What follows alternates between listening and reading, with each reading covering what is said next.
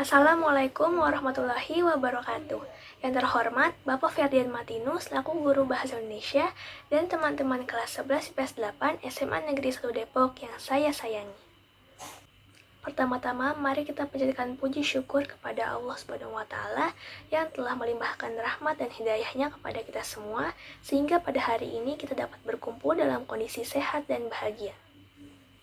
Para hadirin yang saya hormati, izinkan saya untuk menyiapkan ceramah dengan topik cerdas dalam menyerap informasi. Pasti dari kalian sudah tidak asing lagi dengan istilah hoax.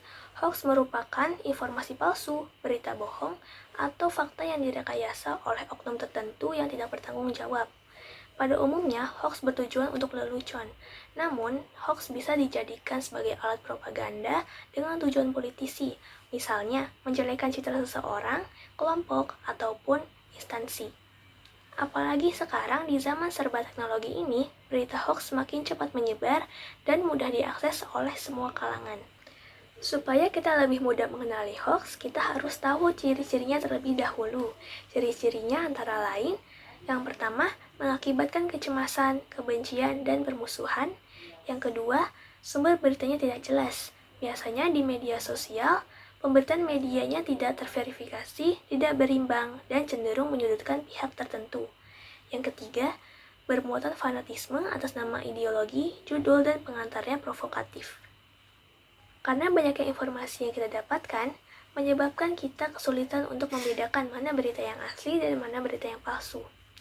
Dilansir dari laman kominfo.go.id, dijelaskan bahwa ada 5 langkah sederhana yang bisa kita lakukan untuk mengidentifikasi kebenaran berita. Biasanya, berita hoax menggunakan judul sensasional dan provokatif. Isi beritanya pun biasanya diambil dari situs resmi, namun pihak pembuat hoax ini sengaja mengubah isinya agar menciptakan persepsi yang berbeda, sehingga orang-orang yang membacanya mudah terpengaruhi. Oleh karena itu, jika kita menemui berita dengan judul seperti itu, kita bisa membandingkannya dengan berita lain dari situs yang resmi. Untuk informasi yang diperoleh dari website, cermatilah alamat URL dari situs tersebut. Menurut catatan Dewan Pers, di Indonesia terdapat 43.000 situs yang mengklaim sebagai portal berita. Tetapi pada kenyataannya, hanya 300 situs berita resmi yang sudah terverifikasi. Artinya, kita harus lebih waspada karena ternyata masih banyak situs yang diragukan kredibilitasnya.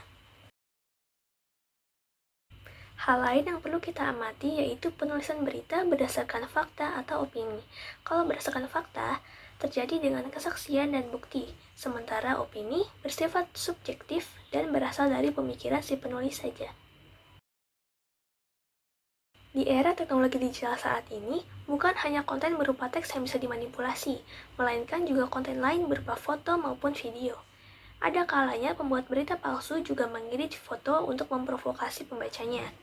Cara untuk mengecek keaslian foto bisa dengan menggunakan aplikasi Google Image. Di sana akan disajikan foto-foto yang serupa dan nanti kita bisa mengecek kebenarannya. Di grup-grup diskusi ini, netizen bisa ikut bertanya apakah suatu informasi merupakan hoax atau bukan, sekaligus bisa melihat klarifikasi yang sudah diberikan oleh orang lain. Selanjutnya, jika kita menemukan informasi hoax dari media sosial maupun website, kita bisa melakukan pengaduan dengan memanfaatkan fitur report. Atau kita bisa melakukan pengaduan langsung dengan mengirimkan email ke alamat aduankonten@mail.kominfo.go.id. Yuk, sama-sama cerdas dalam menerima informasi, saling saring sebelum sharing. Demikianlah ceramah dari saya. Semoga semua informasi yang saya sampaikan dapat bermanfaat. Kurang lebihnya mohon maaf. Wassalamualaikum warahmatullahi wabarakatuh.